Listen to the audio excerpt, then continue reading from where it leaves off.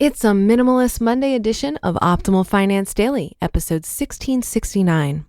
The Budget, the Ultimate Life Design Tool by Alacias Enger of MySenseWithSense.com. And I'm your host and personal finance enthusiast, Diana Merriam. This is the show where I narrate posts from thought leaders in personal finance every single day of the year in 10 minutes or less.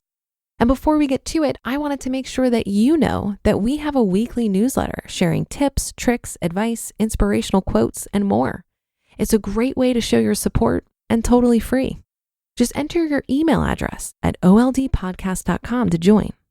But for now, let's get right to today's post as we optimize your life. The Budget, the Ultimate Life Design Tool by Alacias Enger of MySenseWithSense.com. I've been recently considering the relationship between myself and the mind. For many years, the mind has been desperately clutching for control, like a new driver grips a steering wheel. It would yell, scream, and use fear to control my actions, believing that it was keeping me safe from harm. While I'm grateful, this control-seeking behavior wasn't at all necessary, as my inner self has always been capable of steering the ship I call my life. I've spent years studying, meditating, practicing, and finally, it seems the mind in me has come to the understanding that it doesn't have to work so hard. It can relax a bit and know that we're always okay. Personal finance is generally the mind's game. And I can assure you that this mind of mine has been primed. It has trained endlessly as if preparing for the personal finance Olympics. I've memorized rules, strategies, account types, theories, orders of operation, and admittedly derive huge pleasure from the act of doing so. But it seems I've entered a space where the mind is beginning to enjoy sharing responsibilities with my inner self. And I feel as though it's inviting my inner self to play with it in the financial arena as well. One area where I see this coming up is in the budget. The mind has had the budget on lockdown for a long time, and I'm eternally grateful. This beautiful budget has allowed us to save a full 20% down payment for a gorgeous piece of New York real estate. We won't be touching our retirement accounts or emergency savings for it either, and we feel incredibly blessed. It seems that by the end of the summer, we should be in the process of moving. With the move comes a new budget to sort. We have ideas about what that will look like already, though I can't help but feel you can't entirely know the details until you've started to experience them. These milestones and life transitions come with a tremendous opportunity to invite your inner self to the table. Certainly, the mind has its goals. Pay off the mortgage early, get teacher loan forgiveness sorted, pay off the rental, and it'll certainly get its way. Achieving financial goals is one form of joy, but there is more joy to be had in redeveloping a new budget. Of course, we'll return to our 50-30-20 budget and start by plotting our monthly bills into the categories of fixed and flexible expenses. Then we'll move on to goals. This will involve a bit of a dreaming conversation. We already contribute heavily to our retirement accounts and will be pensioners. But how quickly do we want to pay off this new mortgage? How much extra do we need to contribute to the mortgage from day one in order to meet that goal? We will have these same conversations with some of our other major goals. This is where the mind and the inner self meet. They're co-pilots. The inner self knows my heart, knows my joy. The mind is my chief strategist and gets to plot possible courses. They need to become in sync, and for couples, both individuals need to also become in sync. I have to be honest, I'm really excited to have that particular monthly money meeting. I'm going to create a fabulous spread and prepare to co-create the life we both want to be living. After we decide on our goals and understand how much of our income needs to go towards these things each month, we're going to automate them. This not only makes things easier in terms of items on the to-do list, but also energetically. We won't have to put so much energy into these goals, but rather just address them briefly at our money meeting and move on to the part of the budget that largely goes to designing our lives. There are a handful of actual bills that go into the flexible spending section of the budget, but its alternate name is freestyle spending. This section is theoretically 30% of your income when using the 50-30-20 budget and has the opportunity to be your inner being's playground. What are your values? What kind of life do you want to design for yourself? Do you want to take a photography class, a sip and paint, learn the guitar, study ballet? Do you want a massage this month? Take in a play or concert?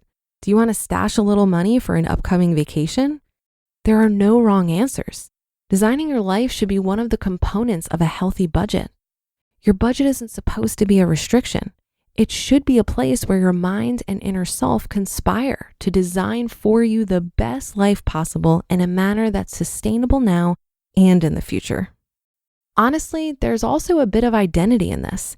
Sometimes when you're working towards a goal and it gets to become a long slog, you can start to feel like your whole identity is wrapped up in a combination of work and the goal. Sometimes it's a matter of staying the course for a short period of time until you can check off that goal and switch gears. Sometimes you may want to reevaluate prior to meeting the goal. We, for one, have stayed the course, realizing we were so close to meeting our goal. I wouldn't change any of that.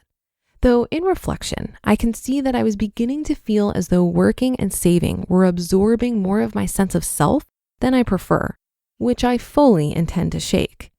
Again, it's worth asking, who am I outside of this goal, outside of my job? What am I doing to support myself in being that person? How is my money supporting me in developing my life in the direction of the things I value? I've been thinking about these questions for some time and have fairly clear answers. If your answers are less clear, that's okay. Give yourself some grace. But do ask the questions. You owe it to yourself to step into who you are truly meant to be and live a life of joy in the process. You just listened to the post titled The Budget, the Ultimate Life Design Tool by Alacias Enger of mysensewithsense.com. I love that Alacias is as enthusiastic about budgeting as I am. As John Maxwell said, a budget is telling your money where to go rather than wondering where it went. It's all about awareness and intention. And I think it starts to get really fun the more milestones you reach on your path to financial freedom. In the beginning, budgeting can be challenging, but once you get the hang of it, it can feel effortless.